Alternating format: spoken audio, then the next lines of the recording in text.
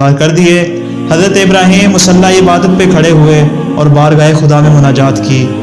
کہا پروردگار ہاجرہ کے دل سے اس صدمے کو دور فرما۔ خدا نے حضرت ابراہیم کی دعا کو قبول فرمایا اور جناب ہاجرہ کے دل سے اس غم کو ختم کر دیا۔ اور جب کچھ سالوں کے بعد جناب سارہ کے ہاں حضرت اسحاق علیہ السلام کی ولادت باسعادت ہوئی، تو جب 7واں روز آیا تو 7ویں روز ختنے کی کھال نہیں گری۔ جناب سارہ حضرت ابراہیم کی بارگاہ میں آئی اور کہا یا نبی اللہ، یہ اولاد انبیاء میں کیسی نئی بات پیدا ہو گئی ہے کہ ختنے کی کھال خود بخود نہیں گری، جبکہ حضرت آدم سے لے کر آج تک کے تمام انبیاء کی ختنے کی کھال خود بخود گر جایا کرتی تھی، لیکن اسحاق میں یہ ایسا نہیں ہوا۔